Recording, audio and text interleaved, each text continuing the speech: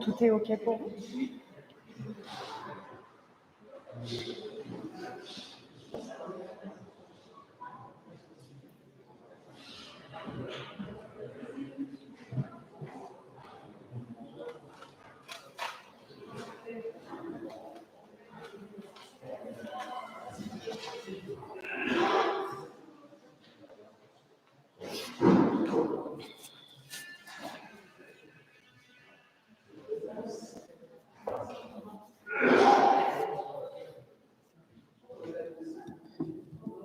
Nous allons pouvoir nous asseoir, faire silence et rentrer dans ce temps de culte par la musique.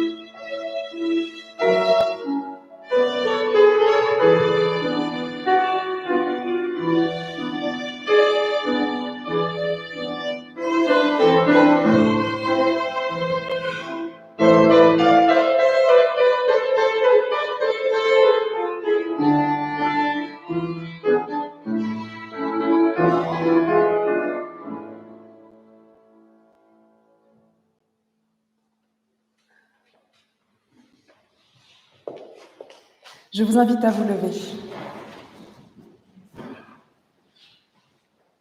Dans des paroles ou dans des actes, dans la lecture ou le dessin, dans un sourire ou une main tendue, dans des rires ou des larmes, dans la musique ou le silence, dans le culte du dimanche matin ou dans notre vie quotidienne, Dieu se rend présent parmi nous pour nous soutenir et nous relever, nous faire avancer dans notre foi et dans nos cœurs.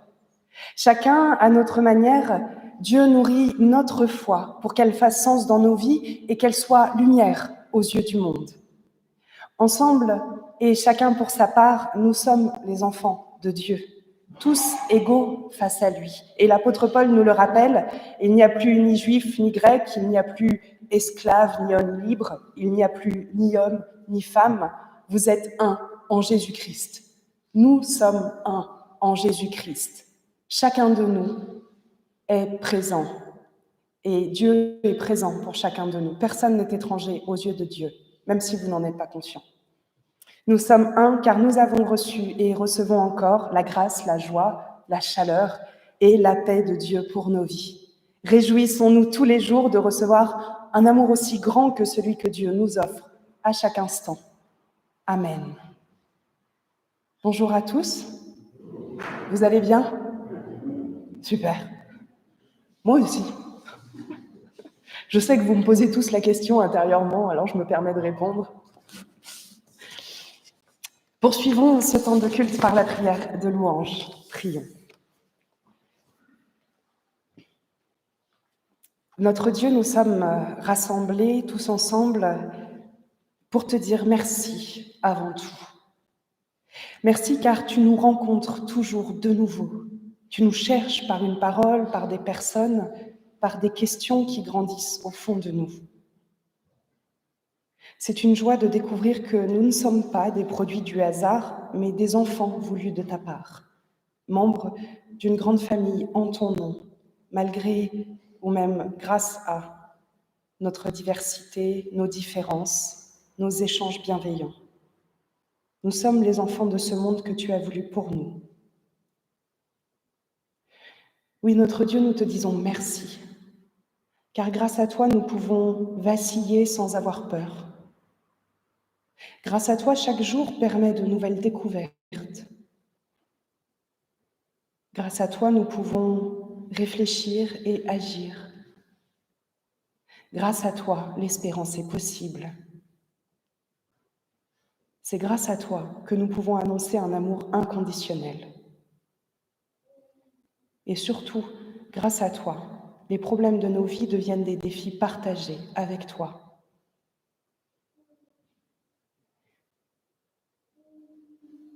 Seigneur, aujourd'hui, nous voici rassemblés en ton nom et nous te disons très simplement, mais puissamment, merci pour ta présence dans nos vies. Amen. Louange et gloire à ton nom, c'est le 41-38, louange et gloire à ton nom.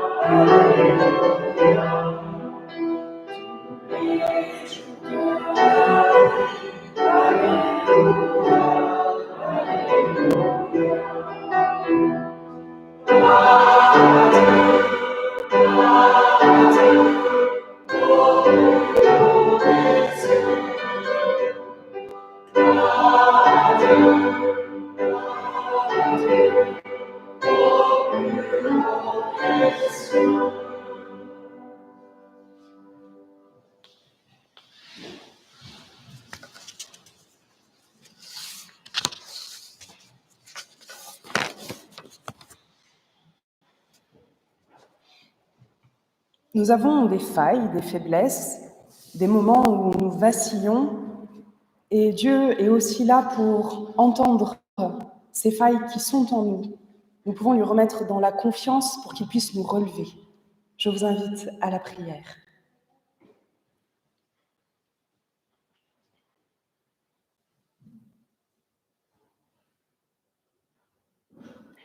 Seigneur, ce temps de carême peut être pour nous le moment de réaliser que malheureusement, il y a dans nos vies des lieux où nous accordons plus de place à nous-mêmes qu'à te louer toi. Alors Père, pardonne-nous. Pardonne-nous parce que tu as mis sur nos chemins des affamés et nous n'avons songé qu'à notre faim. Tu as mis sur nos chemins des assoiffés de tendresse et nous sommes restés attentifs au seul battement de nos cœurs.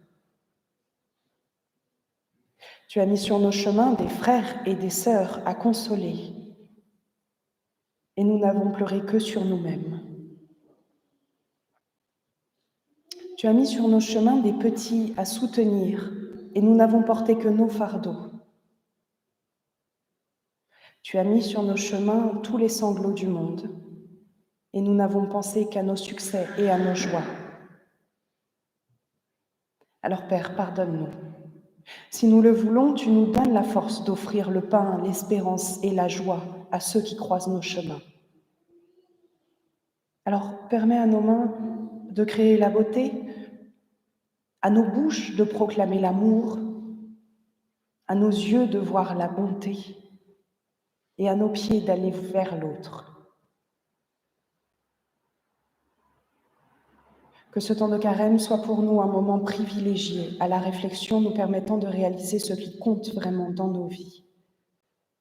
Seigneur, nous t'en prions, viens souffler dans nos cœurs la puissance du renouveau.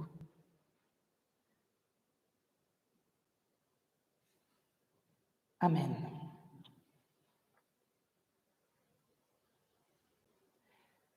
Les strophes 1, 3 et 4 de Seigneur reçoit, Seigneur pardonne, le 4304. Les strophes 1, 3 et 4.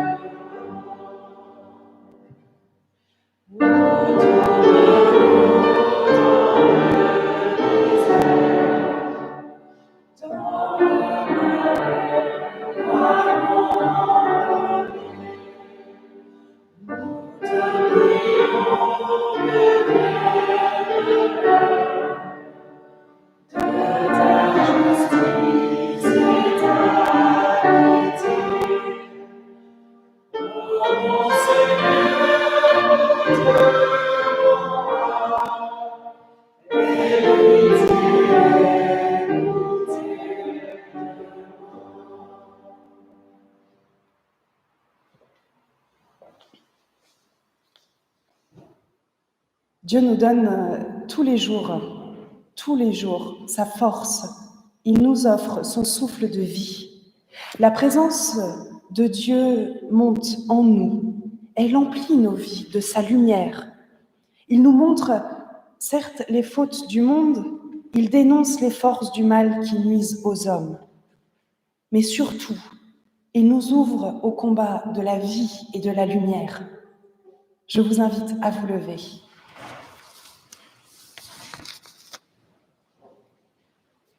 Oui, laisse couler en toi la source et tu sauras combien tu avais soif.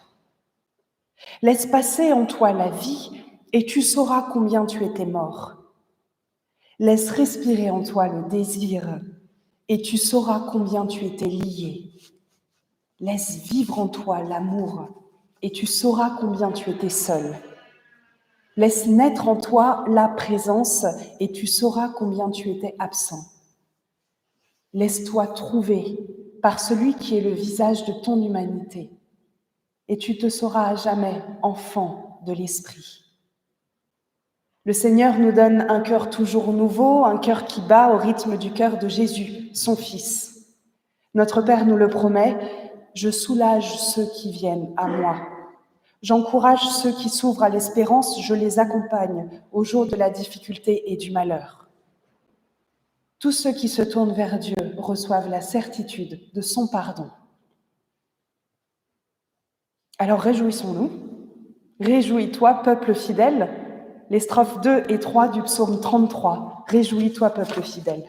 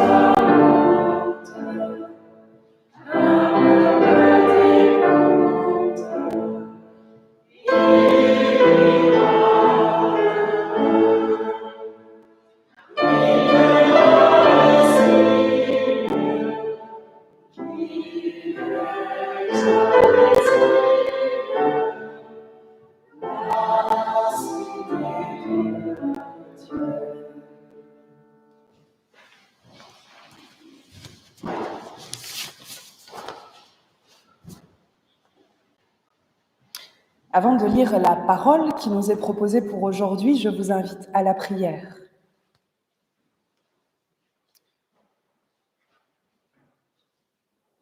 Notre Dieu, c'est une grâce que tu nous fais de pouvoir nous mettre à l'écoute de ta parole aujourd'hui encore.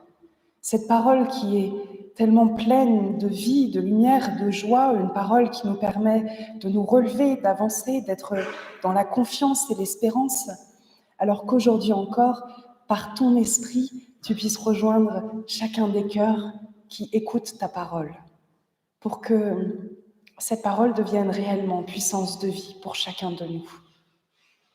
Merci Seigneur pour ta présence en chacun de nous. Amen.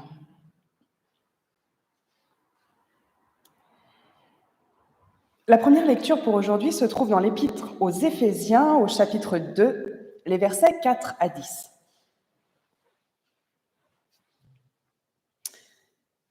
Mais Dieu est riche de compassion, et à cause du grand amour dont il nous a aimés, nous qui étions morts du fait de nos fautes, il nous a rendus vivants avec le Christ. C'est par grâce que vous êtes sauvés. Il nous a réveillés ensemble et fait asseoir ensemble dans les lieux célestes en Jésus-Christ, pour montrer dans les temps à venir la richesse surabondante de sa grâce par sa bonté envers nous en Jésus-Christ. C'est par la grâce, en effet, que vous êtes sauvés au moyen de la foi. Cela ne vient pas de vous, c'est le don de Dieu. Ce n'est pas en vertu des œuvres pour que personne ne puisse faire le fier. Car nous sommes son ouvrage. Nous avons été créés en Jésus-Christ pour des œuvres bonnes que Dieu a préparées d'avance, afin que nous nous y adonnions.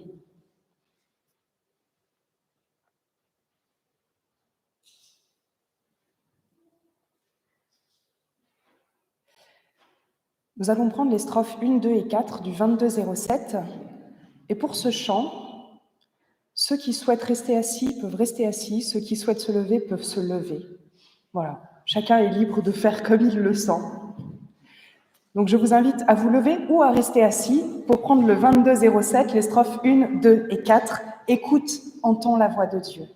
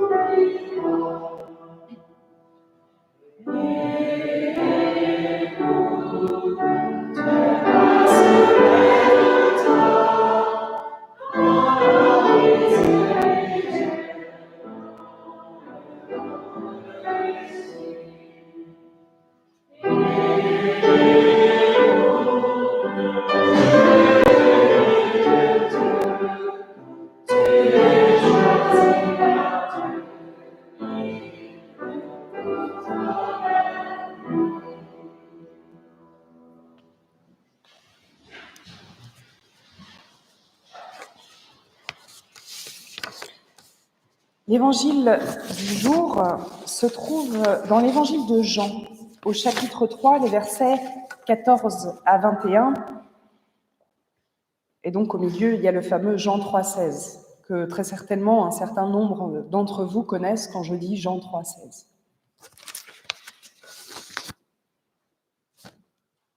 Voilà ce qu'il nous dit.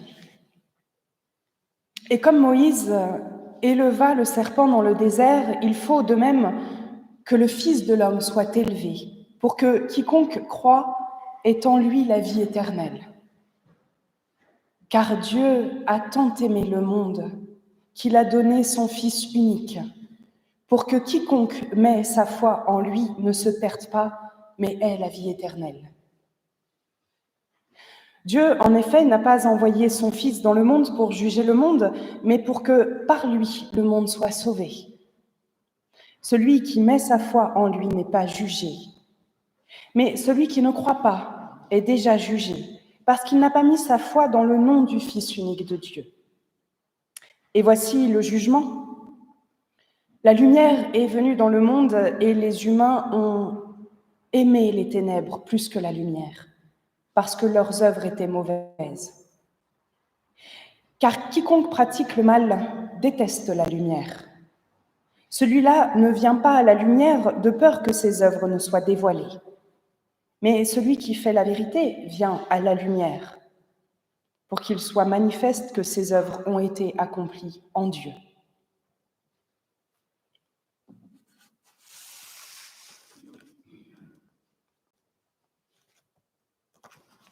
Car Dieu a tant aimé le monde qu'il a donné son Fils unique, afin que quiconque met sa foi en lui ne périsse pas, ne se perde pas, mais ait la vie éternelle.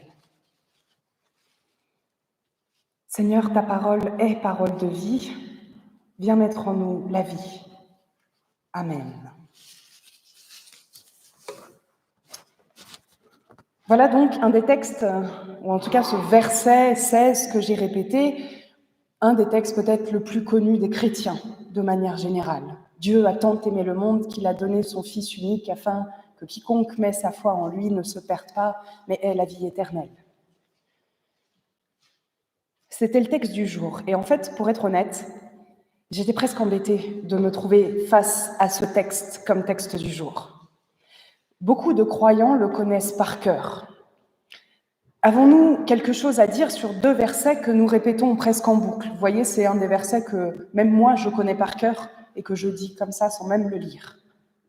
On le retrouve comme passage préféré pour beaucoup, comme texte inscrit dans nos temples, comme verset pour résumer l'évangile. Bref, comme je vous le disais, on le connaît.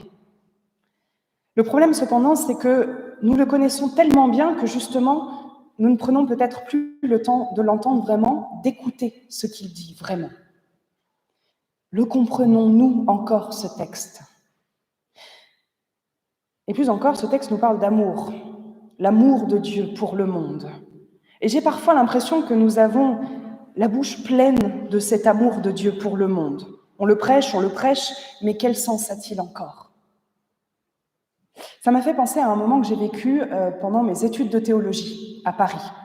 En Nouveau Testament, je devais faire une exégèse sur le fameux texte de 1 Corinthiens 13, aussi appelé l'hymne à l'amour de la Bible. Vous savez, l'amour est doux, l'amour est patient, il ne ment pas, il ne se trompe pas, tout ça. L'hymne à l'amour de la Bible.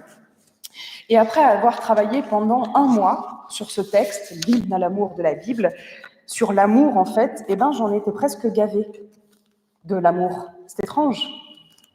C'est étrange. Mais quand on parle de l'amour de Dieu, on a souvent l'impression de tomber dans du doucereux, dans du bisounours, dans un gros câlin. Vous savez, Dieu t'aime, ça fait gros câlin. Alors, c'est pas désagréable, c'est pas désagréable, mais ça fait un peu amour pâquerette, à un moment donné, parfois. Et avec ce verset, c'est un peu le risque.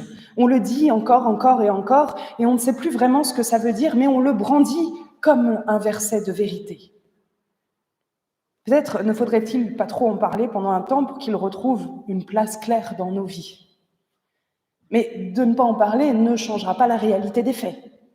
Dieu aime le monde. Alors plutôt que de le voir une fois de plus comme un amour doucereux, essayons de voir ce que ce verset, ce texte en général nous dit vraiment. Reprenons les mots de cette affirmation centrale pour notre foi pour entendre ce qu'elle a à nous dire ce matin. Dieu a tant aimé le monde qu'il a donné son Fils unique. Partons d'un fait très simple qu'énonce ce verset. Jésus ne dit pas ici que Dieu a tant aimé l'Église ou les chrétiens, mais Dieu a tant aimé le monde. Cela peut paraître bateau et en même temps, on a toujours eu une fâcheuse tendance à prendre ce verset de manière très restrictive pour les chrétiens d'abord, plutôt que d'entendre tout ce que ce verset a d'universel. La tendance vers laquelle on glisse facilement est de dire que nous, les chrétiens, nous sommes du bon côté de la barrière, nous sommes du côté de l'amour de Dieu, puis les autres, bon, c'est leur problème. Comme si l'amour de Dieu était réservé à certains. Et c'est malheureusement parfois cela qui fait que nous cloisonnons dans nos églises, dans nos murs, dans nos temples, entre chrétiens qui, eux, sont aimés. Et c'est très excluant finalement de tourner cette affirmation comme cela plutôt que de l'entendre dans ce qu'elle dit. Dieu a tant aimé le monde. Oui, je mets un peu les pieds dans le plat, j'y vais, je vous le répète, mais avant de nous dire « Ah, mais non, nous, on ne fait pas ça », essayons de voir peut-être ce que signifie cet amour de Dieu pour le monde. Déjà le monde, notre monde tel qu'il est, à la fois pauvre et merveilleux, plein de contradictions, avec tout ce qu'il a de beau et de laid, notre monde qui est source de vie sur tellement de plans et qui en même temps peut nous écraser et nous faire peur, un monde dans tout ce qu'il a d'humain et de végétal et d'animal. Et oui, il ne nous est pas dit non plus « Dieu a tant aimé les humains ». Non, Dieu a tant aimé le monde. Avec ses paysages magnifiques, mais aussi ses mouvements perpétuels qui amènent parfois des catastrophes naturelles, c'est un monde tout entier que Dieu aime. C'est ce que nous dit ce verset. Et en même temps, cela peut être difficile à entendre, et j'en suis consciente. Quand on voit toutes les violences, les haines, tout le sang versé, toute la misère qui se développe, toutes les injustices, toutes les solitudes, tous les désespoirs qui peuplent ce monde, et la mort en finalité, ça peut être difficile d'entendre que Dieu aime ce monde-là. Où est l'amour de Dieu dans tout ça? Et même pour nous, dans notre vie de tous les jours, cette question se pose aussi parfois. D'abord, avec tout ce qui nous arrive et qui vient de l'extérieur, les maladies, la pandémie, les catastrophes, les inégalités grandissantes, les deuils, les souffrances de tout type. Et puis, nous sommes nous-mêmes déchirés avec toutes les forces contraires qui nous habitent continuellement. Toutes ces choses qui nous rendent parfois égoïstes, individualistes, impitoyables même à des moments. Qu'on se le dise, on n'est pas parfait. Moi peut-être, mais...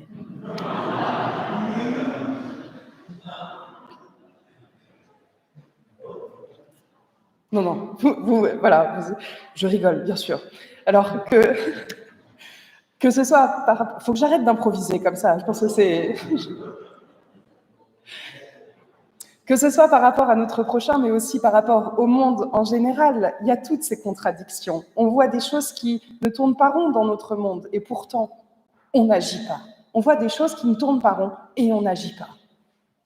Je me faisais la remarque il y a peu, et on en avait parlé il y a quelques mois avec les groupes de partage biblique en visio, on s'est rendu compte pour beaucoup, pendant le confinement de l'année dernière, de ce que pouvait apporter au monde la déforestation massive, la maltraitance animale, la surconsommation des sols et moult autres choses qui nous ont obligés à être confinés parce qu'un virus est sorti de tout ça. On s'est dit qu'il fallait changer ça. Prise de conscience majeure dans notre monde. Chouette, super. Ou si nous pensons à tous les trésors de solidarité et d'entraide qui se sont révélés pendant le confinement, entre voisins, avec nos plus anciens, les uns envers les autres. Les associations, elles, continuent à être sur le front pour les plus fragiles, les isolés, les étudiants. Et en même temps, pour beaucoup, il y a eu une reprise de vie presque habituelle, comme si rien n'avait changé. On met de côté ce qu'on a réalisé ces derniers mois et on reprend notre vie habituelle, sauf qu'elle s'arrête à 18h. Exemple parfait de nos contradictions. Alors attention, je pointe personne du doigt en disant ça, je dois être l'une des premières à avoir repris de mauvaises habitudes, alors que j'ai capté pas mal de dysfonctionnements dans notre monde pendant le premier confinement. Ce n'est pas si simple que ça, je vous le concède. Bon, revenons un peu à nos moutons quand même. Je suis un peu égarée, mais pas tant que ça. Donc oui, ce monde-là, c'est ce monde-là que Dieu aime, avec toutes ses contradictions. C'est ce monde-là. Il l'aime et l'a aimé au point de donner son Fils unique, sa parole incarnée. Et la croix nous le rappelle. La croix nous rappelle que Dieu a offert sa parole au monde, en la personne de Jésus-Christ, que certes, cette parole a été crucifiée, mais surtout, elle est ressuscitée.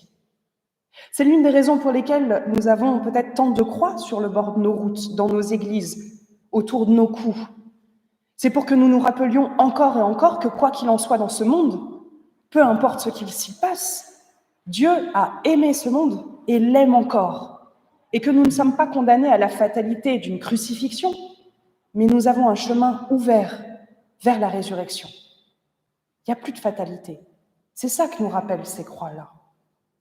Et ça, justement, c'est essentiel. Plus question de désespérer de ce monde, car il n'est pas condamné à tout ce qui le défigure. Le monde n'est pas condamné à ce qui le défigure. Il n'est pas livré pour toujours à tout ce qui le détruit.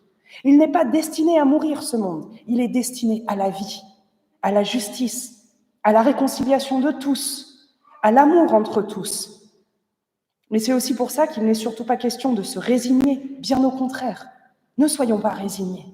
Levons-nous, allons-y, puisque Dieu a tant aimé le monde et qu'il lui offre de vivre encore et encore, il nous est impossible de continuer à aller à l'inverse de l'amour, justement.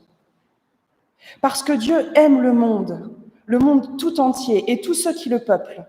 Il n'est pas possible d'accepter que la pauvreté s'étende encore et encore et qu'on ne fasse rien. Il n'est pas possible d'accepter que les uns aient tout ce qu'il faut et au-delà et que d'autres n'aient plus rien. Parce que Dieu aime le monde et pour cela s'est donné tout entier jusqu'à la mort sur la croix, il n'est pas tolérable que des dizaines de milliers d'enfants meurent de faim chaque jour. Parce que Dieu aime le monde jusqu'à en mourir, il n'est pas possible que des guerres aussi cruelles et scandaleuses que celles qui ensanglantent notre monde continuent d'être alimentées en armes de destruction et de mort par toutes les grandes puissances. Parce que Dieu aime le monde, il n'est pas possible que nous continuions à défigurer ce monde en l'épuisant de ses ressources, en le malmenant, en lui arrachant ses poumons, en le surconsommant, en tuant en masse ses habitants, que ce soit des humains ou des animaux. Parce que Dieu aime le monde et chacun des êtres qui s'y trouvent, il n'est pas possible que des frontières définissent la valeur d'un être humain. Il n'est pas possible que la dignité humaine soit mise de côté sous prétexte qu'il n'a pas le bon papier. Parce que Dieu aime tous les habitants de la terre, il n'est pas possible que les humains continuent de se méfier et de s'exclure les uns les autres, voire même de tuer un autre, sous prétexte qu'ils sont différents, qu'ils n'ont pas la même couleur de peau, ou la même culture, ou la même religion, ou les mêmes habitudes, ou le même sexe.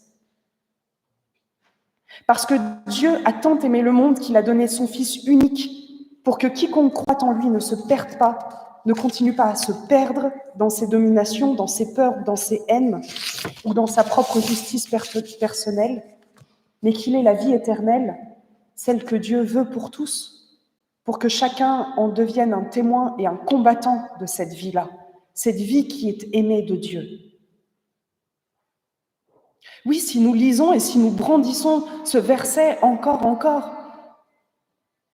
un appel de Dieu ?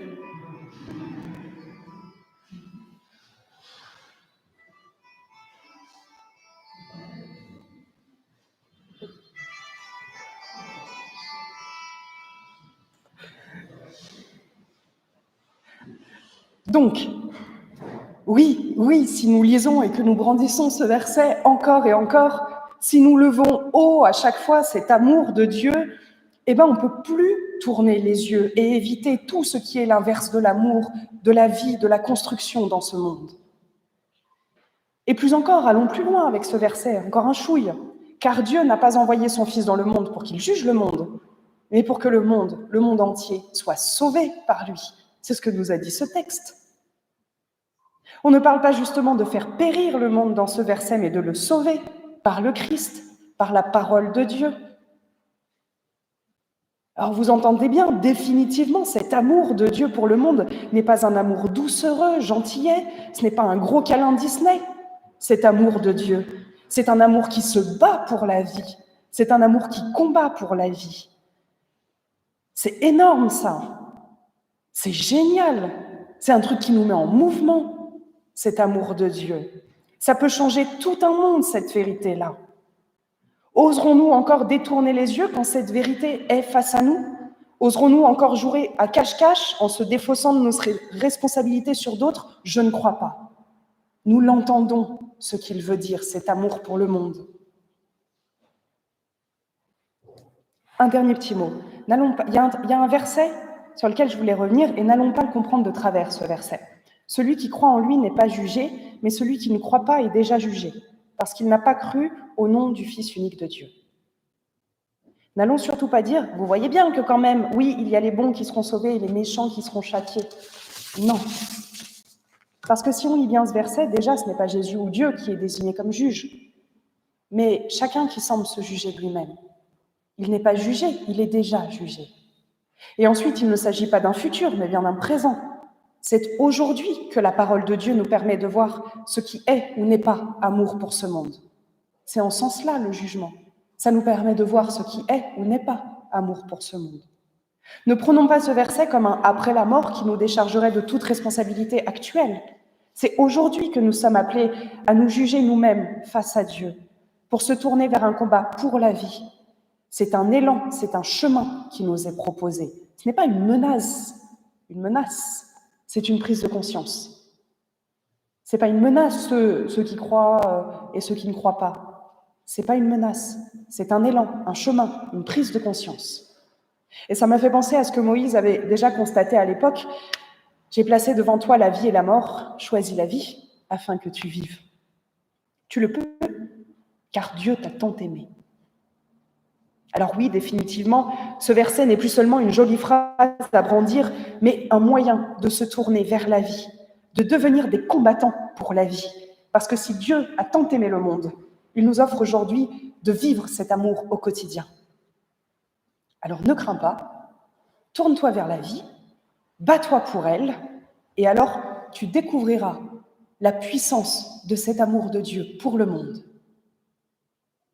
Amen.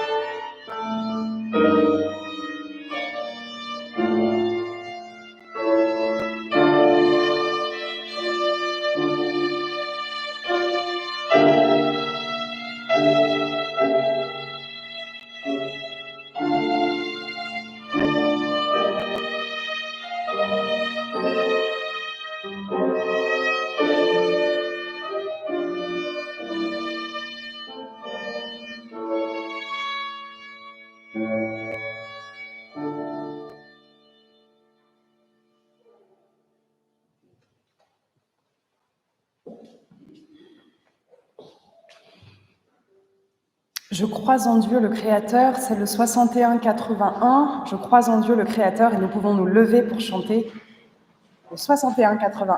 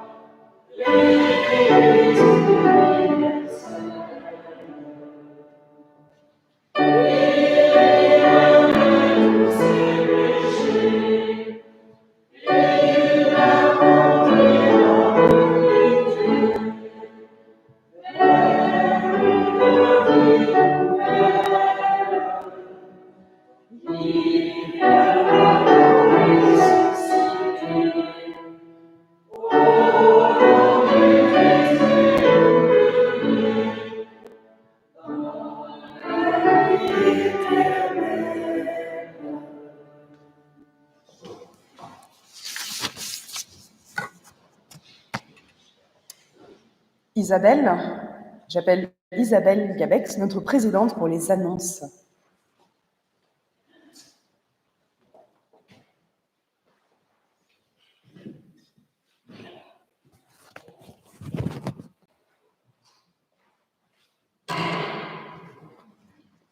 Bonjour à tous, à toutes. Alors, quelques annonces. Je suis en train de chercher mes petites notes. Voilà. Tout d'abord, vous annoncez qu'après une réunion du bureau du Conseil presbytéral cette semaine, nous aurons un Conseil presbytéral qui siégera jeudi en distanciel. Nous avons aussi, grâce à Whereby, 2 séances de partage biblique, un le mercredi à 20h30 et mardi, alors d'abord mardi 14h30 et mercredi 20h30. Voilà. Vous pouvez vous inscrire grâce au lien qui est envoyé chaque semaine. Vous rappelez aussi que nous aurons l'AG dimanche prochain. et que du coup, il y a un changement au niveau des horaires, c'est-à-dire que l'émargement se fera de 9h à 9h30. Le culte aura lieu ensuite, jusque vers 10h, et il y aura la journée. Voilà, donc merci de votre présence et nous vous souhaitons nombreux à l'AG. L'idée aussi étant, après cette période un peu compliquée, même sur un plan collectif, c'est nous espérons pouvoir lancer la réflexion, le projet liste de témoins et ces changements dont nous avons tous envie et essayer de les vivre déjà au sein de notre communauté. Et je laisse la place à Yolande qui va vous faire un petit, voilà, qui va vous parler de la célébration d'hier pour Loïc de Kerimel.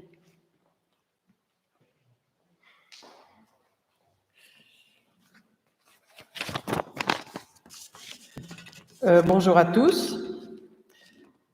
Loïc de Kerimel est décédé l'an dernier, ça fait presque un an, pendant la période du confinement. Agrégé de philosophie, il a eu un rôle actif dans l'amitié judéo-chrétienne de France et au sein de la conférence catholique des baptisés francophones. Il était très écuménique. Nous avons en de nombreuses occasions apprécié sa présence au temple, car il était proche de notre communauté protestante. Sa femme, Aline de Kerimel et ses filles ont organisé hier après-midi une cérémonie d'hommage à Loïc. Les communautés catholiques, protestantes, juives et orthodoxes étaient représentées. Loïc avait fait le choix de la méditation, les chants, la prière juive du Kaddish, entre autres, ce qui fait qu'il était très présent. Et nous avons eu des moments très émouvants.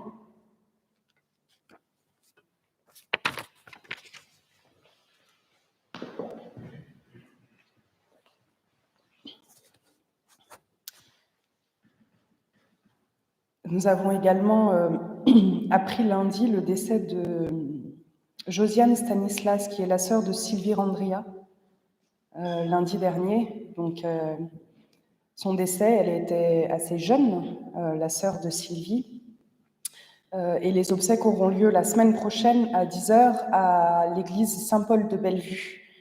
Donc, nous pouvons accompagner toujours aussi bien la famille de Loïc que la famille de Sylvie, de Josiane, dans la prière par nos pensées. Et n'hésitez pas à envoyer un petit mot à Sylvie. Je pense que ça lui fera plaisir de se savoir soutenue, portée dans la prière et accompagnée par la communauté.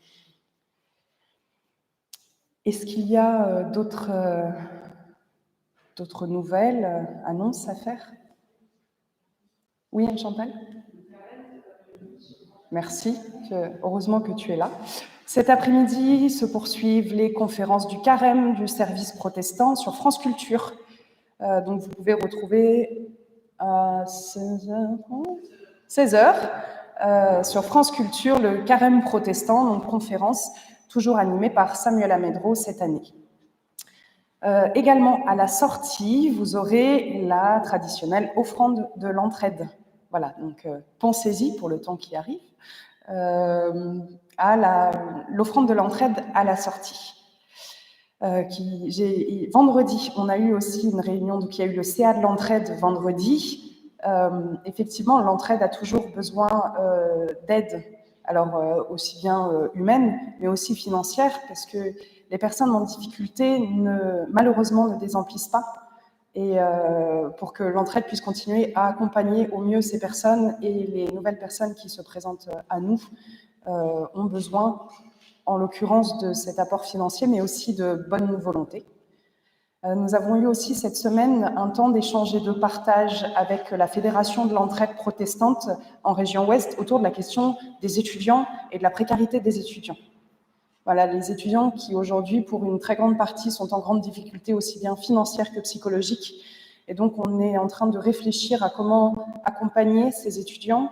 Si jamais vous avez envie d'entrer dans cette réflexion ou d'aider, ou si vous avez des idées ou des contacts, par exemple, à l'université, n'hésitez pas à nous en faire part, soit à l'entraide, soit à la paroisse, enfin, au conseil presbytéral, pour qu'on puisse avancer. C'est aujourd'hui qu'ils ont besoin d'aide, c'est pas dans 3 mois ou 4 mois. Donc voilà, merci. Ça va? J'ai pas trouvé de blague ou de trait d'esprit ou d'humour pour aujourd'hui. Tout simplement vous dire voilà, que ce temps d'offrande est certes tous les dimanches, mais qu'il garde du sens pour que vive notre Église, pour que chacun de nous puisse continuer à accompagner, à soutenir, et puis que nous puissions continuer à proclamer la bonne nouvelle de Dieu dans ce monde, tout simplement. Donc que votre offrande puisse être généreuse et joyeuse, que ce soit un signe de combat pour la vie.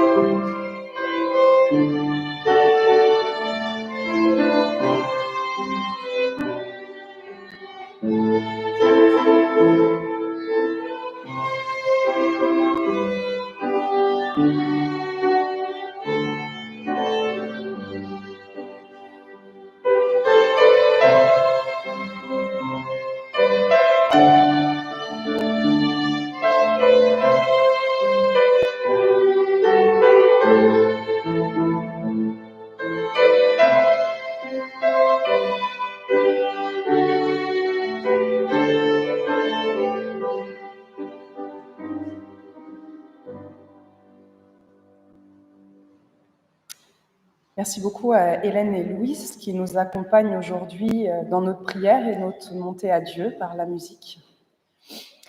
Nous poursuivons nos temps de prière d'intercession pendant le carême à travers les intercessions du consistoire de Loire-Océan, et aujourd'hui la prière d'intercession nous est proposée par la paroisse de Saumur.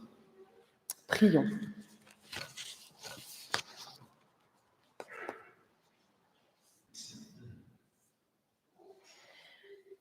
Pour ceux qui vivent entre agression et guerre, entre peur et crainte, Seigneur, donne-leur réconfort et confiance, car toi seul soutiens par l'espérance. Pour toute personne fragilisée par les temps de guerre, Seigneur, apporte-leur la paix. Pour ceux qui subissent l'injustice et l'inégalité, donne-leur la dignité, afin qu'ils retrouvent leur identité. Pour toute victime, Seigneur, apporte-leur la justice. Pour les personnes en responsabilité, Seigneur, donne-leur la clairvoyance des décisions pour leur participation à la destinée des nations. Permets-leur de servir. Assiste-les dans leur charge de dirigeants. Pour ceux qui sont affaiblis et persécutés, comme les chrétiens d'Orient, Seigneur, donne ta force de résistance, car toi seul, tu es notre force. Viens en aide aux plus faibles, à ceux en proie à la persécution.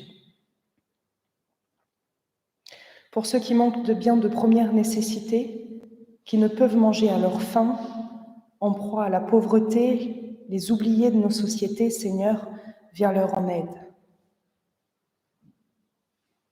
Pour tous ceux qui ont faim, donne ton pain et donne faim de toi à ceux qui ont déjà du pain. Car toi seul, Seigneur, peux rassasier leurs désirs. Pour ceux qui doutent, Permets-leur d'accéder à la foi. Donne-leur la force de croire. Car Seigneur, tu es la vérité. Pour ceux qui te cherchent, donne-leur la lumière. Et garde dans ton amour ceux qui t'ont trouvé pour qu'ils te cherchent encore. Car toi seul, Seigneur, tu peux combler notre amour. Et ensemble, nous te prions avec ces mots qui montent de nos bouches et de nos cœurs jusqu'à toi. Notre Père, qui es aux cieux, que ton nom soit sanctifié, que ton règne vienne, que ta volonté soit faite sur la terre comme au ciel. Donne-nous aujourd'hui notre pain de ce jour. Pardonne-nous nos offenses, comme nous pardonnons aussi à ceux qui nous ont offensés. Et ne nous laisse pas entrer en tentation, mais délivre-nous du mal. Car c'est à toi qu'appartiennent le règne, la puissance et la gloire, pour les siècles des siècles. Amen. Je vous invite à vous lever.